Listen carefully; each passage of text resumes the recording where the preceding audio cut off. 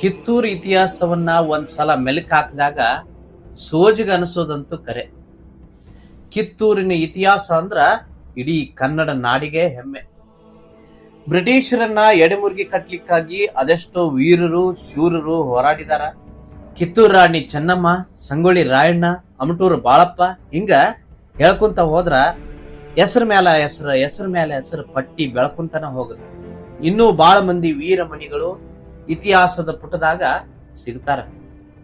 ಇಂಥ ಒಂದು ಅದ್ಭುತ ವೀರ ಸೇನಾನಿಯೊಳಗ ಒಬ್ಬವ ಸಂಗೊಳ್ಳಿ ರಾಯಣ್ಣನ ಬಲಗೈ ಬಂಟ. ಕಿತ್ತೂರಿನ ಸಲುವಾಗಿ ತನ್ನ ಜೀವ ಮುಡುಪಿಟ್ಟಿದ್ದ ಬೆಳವಡಿಯ ಒಡ್ಡರ ಎಲ್ಲಣ್ಣ ಕೂಡ ಒಬ್ಬವ.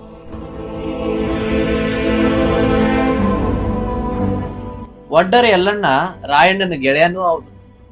1800ನೇ ಇಸ್ವಿ ಜನವರಿ 28ನೇ ತಾರೀಕಿಗೆ ಬೆಳಗಾವಿ ಜಿಲ್ಲೆ ಬೆಳವಡಿ ನೆಲದಾಗ ಹುಟ್ಟಿ ಬರ್ತಾನ ಒಡ್ಡರ ಎಲ್ಲಣ್ಣ. ಈ ಭಾಗದಾಗ ಸೌದತ್ತಿ ಯಲ್ಲಮ್ಮನ ಧಾರ್ಮಿಕ ಪ್ರಭಾವ ಇರೋದ್ರಿಂದ ಯಲ್ಲಣ್ಣ ಅಂತ ಹೆಸರು ಬಂದಿರಬಹುದು ಅಂತ ಅನಿಸ್ತದೆ. ಒಡ್ಡರ ಯಲ್ಲಣ್ಣ ನಮ್ಮ ಕನ್ನಡ ನಾಡಿನ ಚಿನ್ನ ಅಂದ್ರೂ ತಪ್ಪಾಗಂಗಿಲ್ಲ. ಯಾಕಂದ್ರ ಯಲ್ಲಣ್ಣನ ತಾಕತ್ತು ಅಂತದಿತ್ತು. ಕೆಂಪು ಮಾರಿಯವರು ಒಡ್ಡರ ಯಲ್ಲಣ್ಣನನ್ನ ಜೀವಂತವಾಗಿಯೇ ಹಿಡಿಬೇಕಂತೇಳಿ ಕಾಯ್ತಿದ್ರು. ಯಾಕಂದ್ರ ಒಡ್ಡರ ಯಲ್ಲಣ್ಣ ವಿಶೇಷ ಪ್ರತಿಭೆ ಇರುವಂತ ಕಿತ್ತೂರಿನ ಭವ್ಯ ಮುಕುಟ ಅಂದ್ರೂ ತಪ್ಪಿಲ್ಲ. ಅಷ್ಟಕ್ಕೂ ಕಿತ್ತೂರು ಸಂಸ್ಥಾನದ ಸೇನಾನಿ ಒಡ್ಡರ ಯಲ್ಲಣ್ಣನ ಶಕ್ತಿ ಆದ್ರೂ ಏನು?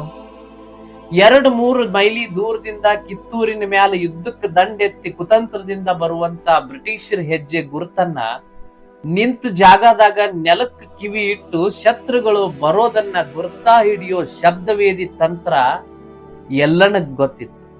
ಇಂಥ ಒಂದು ಶಕ್ತಿಯನ್ನ ಹೊಂದಿದಂತ ವೀರ ಈ ಒಡ್ಡರ ಯಲ್ಲಣ್ಣ.